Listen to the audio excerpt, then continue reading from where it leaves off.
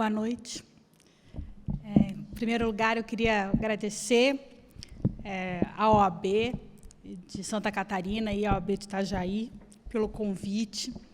Eu fiquei muito feliz em saber que a presidência aqui dessa sucursal e a presidência do Estado são mulheres, então foi uma feliz informação. Queria aqui agradecer tanto a doutora Ávila quanto a doutora Jussara pela recepção e dizer que é sempre uma alegria muito grande poder ter a chance de falar sobre a participação das mulheres na estrutura democrática e na construção de uma sociedade e do Estado de Direito, principalmente numa organização como a OAB, que é uma organização majoritariamente feminina, né?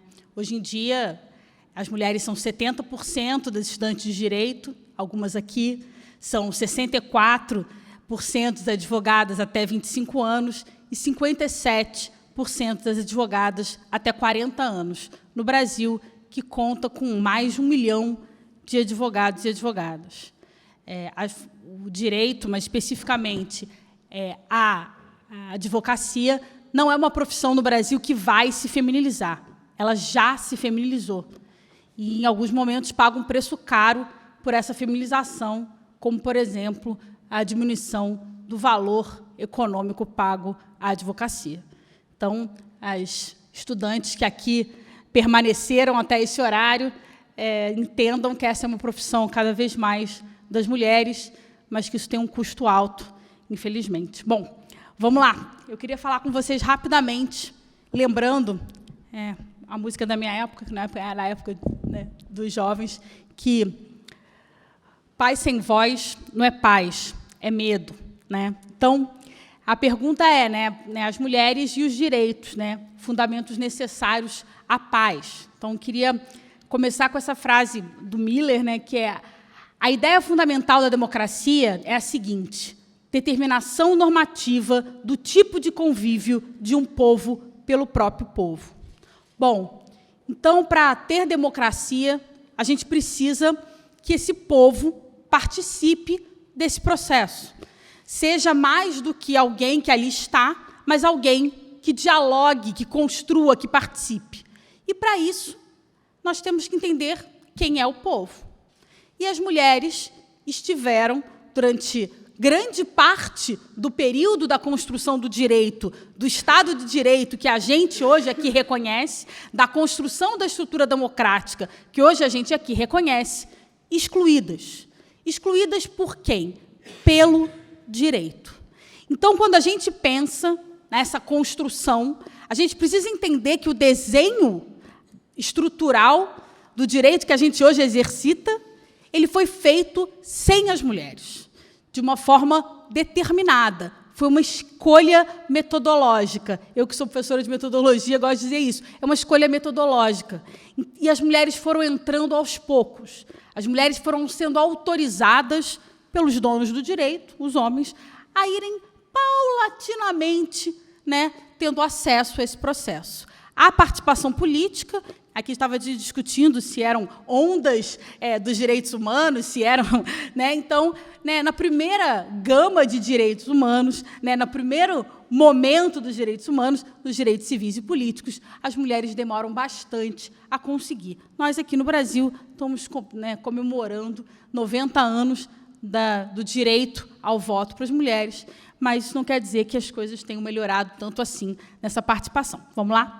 Então, eu queria começar aqui rapidamente, juro que eu não vou me alongar, conversando sobre o que é ser mulher. Então, o que é? O que é sexo, o que é gênero, o que é identidade de gênero. Então, sexo, eu não consigo ler daqui, então acho que não vou ler para vocês, mas você consegue... Deixa eu tentar, não tenho mais idade, já foi. Mas o que é sexo? Caracterização anatômica e fisiológica dos seres vivos, entre eles os seres humanos, macho, fêmea e intersexo. O que é gênero? Gênero, diferença entre homens e mulheres que, construída socialmente, pode variar segundo a cultura, determinando o papel social atribuído ao homem e à mulher e as suas identidades sexuais. Identidade de gênero, modo como as pessoas enxergam a si próprias, seja masculino, feminino ou algo diferente, às vezes denominado sem gênero, não binariedade ou agênero, que pode se situar entre dois, uma combinação de masculino e feminino, nenhum deles, ou que pode mudar com frequência. Bom, e aí vamos desmistificar aqui os conceitos. O que é feminismo? Feminismo é doutrina cujos preceitos indicam e defendem a igualdade de direito entre homens e mulheres. E o que é machismo? Opinião ou atitudes que discriminam ou recusam a ideia de igualdade dos direitos entre homens e mulheres. E direito é a reunião de regras e leis que mantêm ou regulam a vida em sociedade. Logo, machismo não é diferente do feminismo, né? Não há essa relação que muita gente faz. Eu não sou nem feminista, nem machista, eu sou humanista. Uma coisa não tem nada a ver com a outra. O feminismo é o exercício da compreensão teórica e prática de que as mulheres têm os mesmos direitos do que os homens, diferente do machismo, que é o exercício da exclusão estrutural das mulheres nos espaços de poder e decisão. Bom, e o que são direitos das mulheres, né? O que é direito das mulheres? É o arcabouço jurídico destinado a garantir direitos iguais para as mulheres e remover a discriminação de gênero das leis, instituições e padrões de comportamento. Bom, e, paulatinamente, as mulheres foram conseguindo direitos. Em 1720, as mulheres foram autorizadas a trabalhar na Suécia, 1720. Em 1732, a primeira escola destinada exclusivamente às mulheres nos Estados Unidos. Em 1786, Catarina Grande, da Rússia, abre as escolas públicas para as meninas. 1786, passa a ter uma política pública na Rússia, onde se constrói escolas para as meninas. 1803 é a primeira universidade a decidir, no estatuto, aceitar mulheres.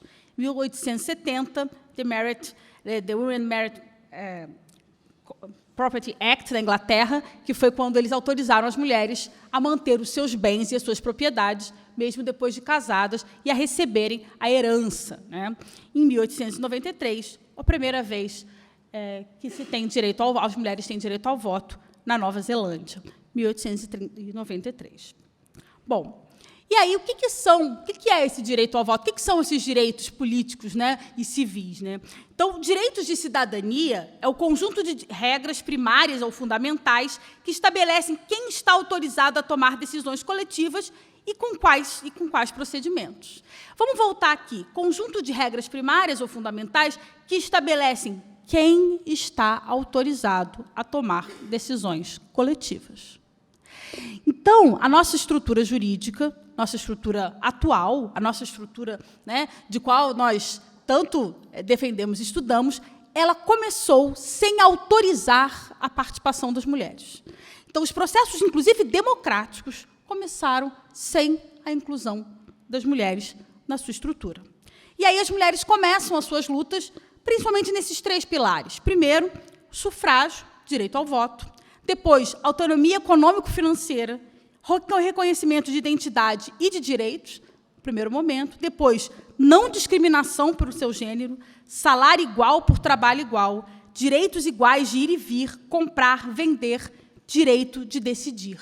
Então, direitos específicos, licença maternidade, atendimento prioritário para grávidas, leis contra a violência doméstica.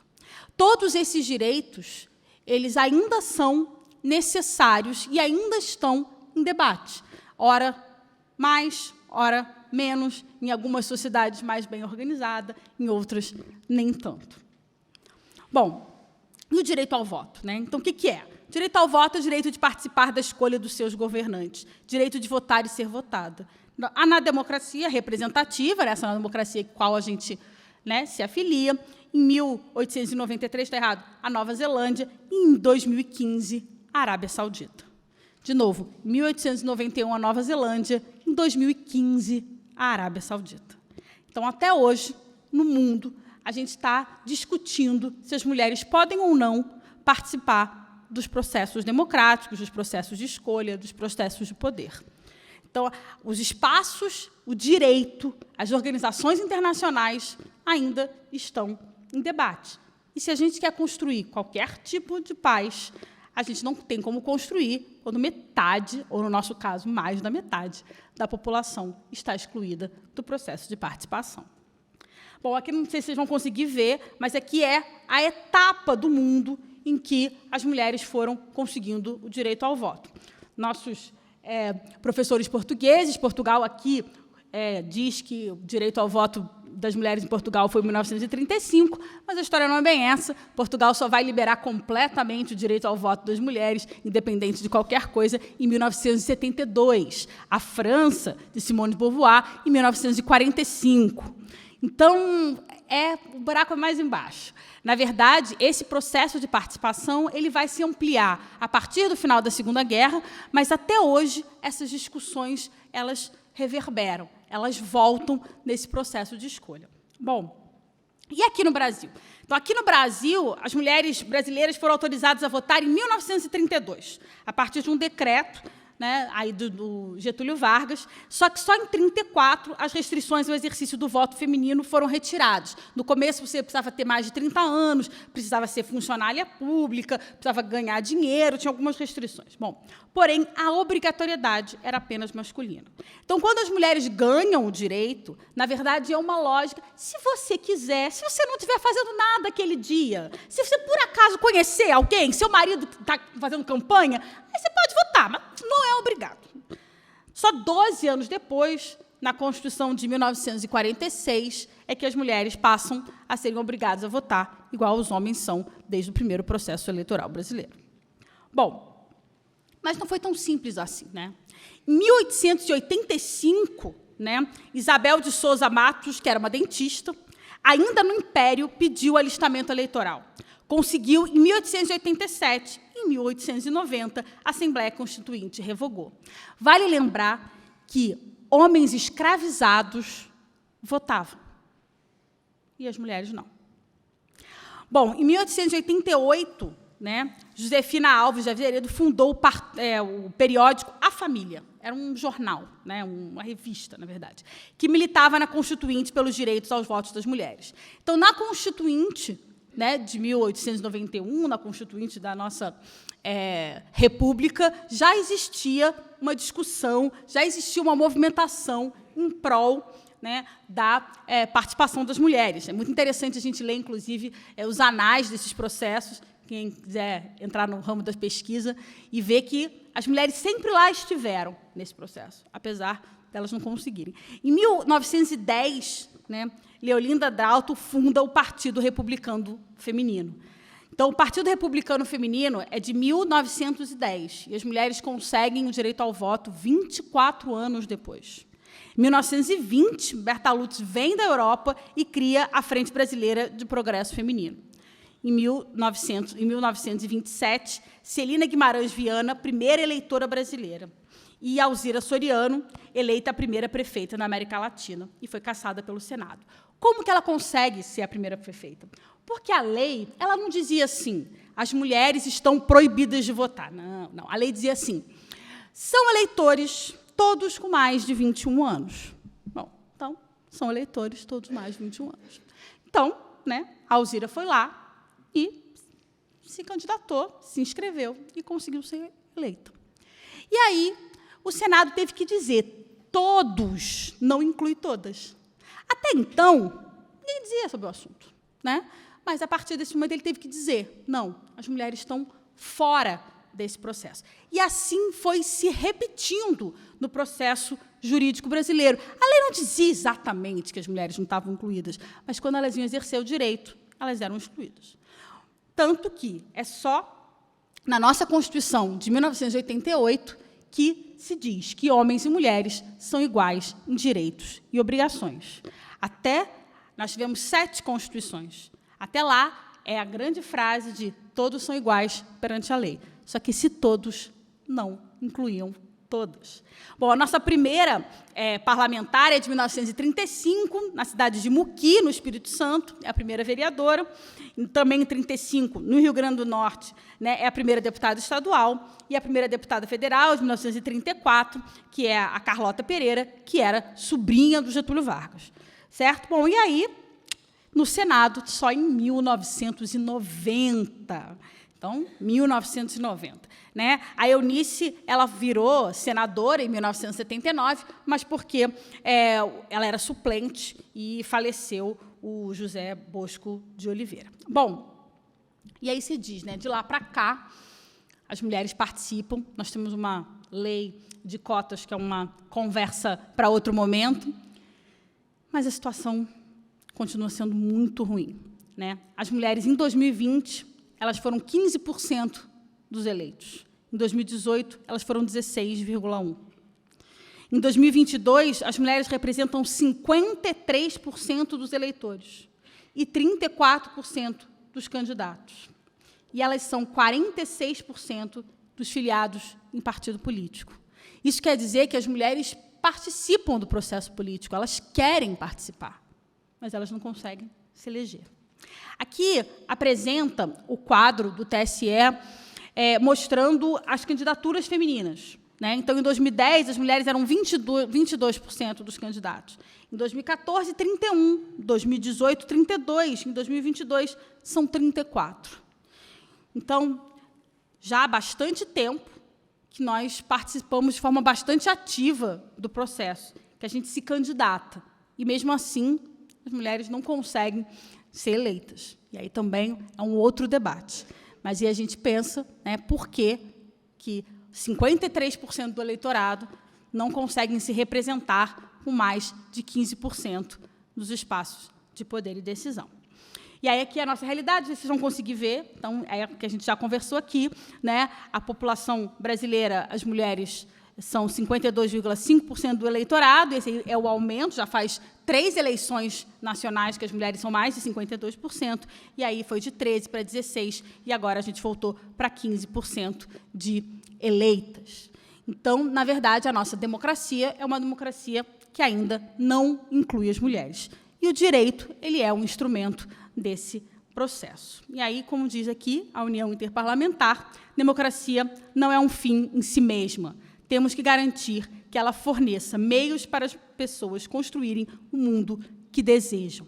E, para a gente construir uma sociedade que dialogue e que produza paz, a gente precisa construir um método de participação e de democracia que todas e todos estejam organizados. E como o direito define e organiza isso, principalmente no Brasil, não faz com que isso aconteça. Então, o direito também faz parte do problema. E aqui, mais do que, né, reverenciar o nosso processo democrático, a nossa Constituição, que são ganhos importantíssimos para a construção de uma democracia, só eles não vão fazer com que essa realidade mude. Até porque essa realidade é muito longa e ela já mostrou que outros empecilhos, que outras dificuldades de raízes culturais, sociais e econômicas impedem que essa estrutura se mova. E o direito ainda faz parte dessa dificuldade. Então, mais do que tudo, é um convite a pensar como que o direito desenha novas formas e novos diálogos para que a gente, de fato, tenha uma sociedade que seja para todos e todas. Porque nós ainda estamos numa estrutura jurídico, política, econômica e social, onde as mulheres estão numa estrutura de subalternidade. Mesmo que pareça que não, mesmo que pareça que a gente já faz parte, os dados não mentem, que a gente ainda está muito atrás dos espaços onde a gente precisaria estar para ser, de fato, uma democracia e uma estrutura de paz. Obrigada e boa noite.